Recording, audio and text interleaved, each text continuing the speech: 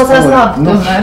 Tieši tā. Stabili. Jā, bet stabili, jā, un tad ir jautājums, kas mums katram jāatbild, ko mēs vēlamies savā dzīvē un kādu attiecību modeli mēs pieņemam, ja? Bet parāda tagad kādus to schēmu kaut kā aug abi, bet paliek tā kā kopā. Parāda, kā tas izskatās.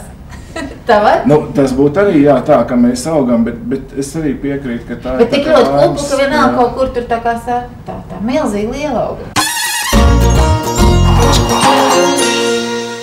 Ģimenē, ko tūlīt redzēsiet, ir tikai 2. Vīrs un sieva.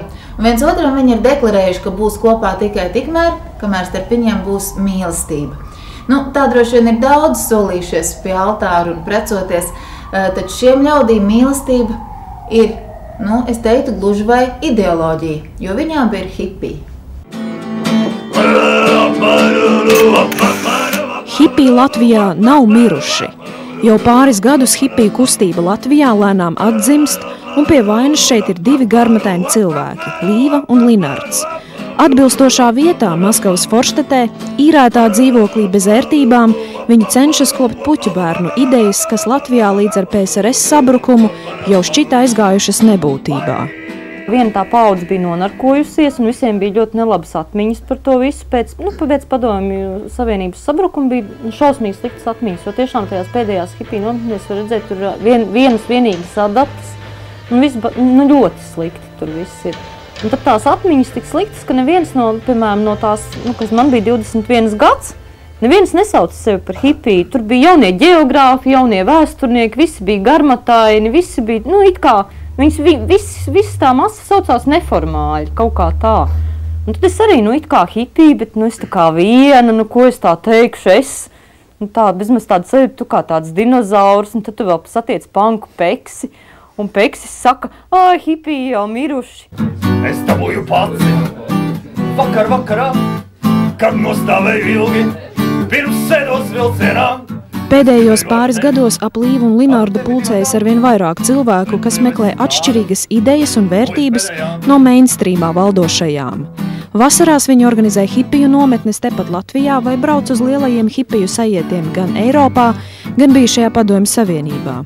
Absolūti unikāli ir abu rīkotie tā dēvētie kvarķirņiki, jeb mājas koncerti. Uz tiem var ierasties jebkurš, hipijs vai nē, tas nav svarīgi. Ideja par kvarķirņikiem aizgūta Krievijā, kur draugi tādus rīkojuši vienistabas dzīvoklī. Pēc pasākuma parasti kārtība ir lielāka nekā pirms pasākuma.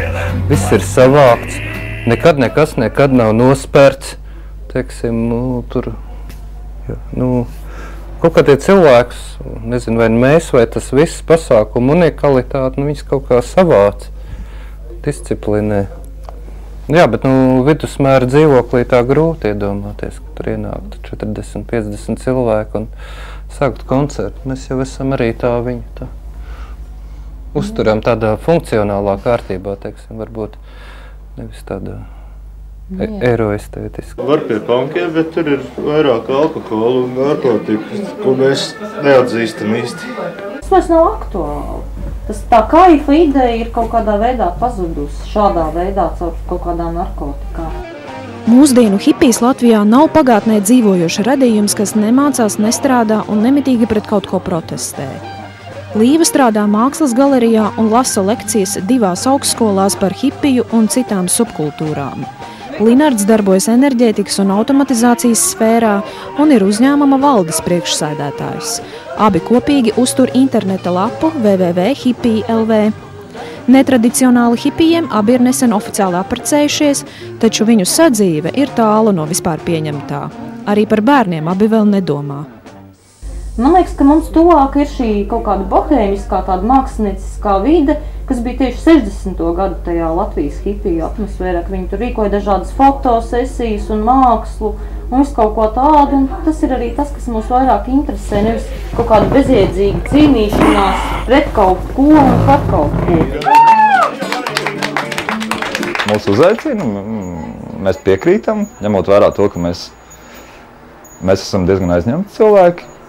Mēs ļoti izvēlamies to publiku, kurai spēlēt, un šī publika, mūsuprāt, ir to vērta, lai mēs varētu arī savu daļradi šeit atskaņot. Man tirgu viena meitene, viņas krušturī pasūnas skaniet, man veikal lādiena Kādā brīdī spēlmaņus nomaina cilvēki, kas lasa savu dzeju. Spožais asmens iedzilkstās un tumst. Es esmu šūpojuma būtne, viļņu skalojums, es esmu te ar jums. Mēs gājām mājās pēc normāla rauta, ķerta, grābta, Dieva dota, patērēta. Mēs gājām mājās gulēt, un tur neviens neredzēja, kāds nelāks un kroplis pēdas sniegā atstāja kausus. Vienkārši satiekās viens otram foršas lietas pastāstīt, jo cilvēks jau orientēts uz, kā lai saka, ne tikai uz rīšanu un pirkšanu, ja? Viņš meklē tādus pašus cilvēkus, ar kuriem viņš var parunāties un kuriem var savus kreņus pastāstīt kaut kādā veidā, vai caur mūziku, vai caur tekstiem. Dzīvoklī satiekas hipi no dažādām paaudzēm. Irēnu un Juriju Līva sameklējusi rakstot savu doktora disertāciju par hipiju kultūru Latvijā.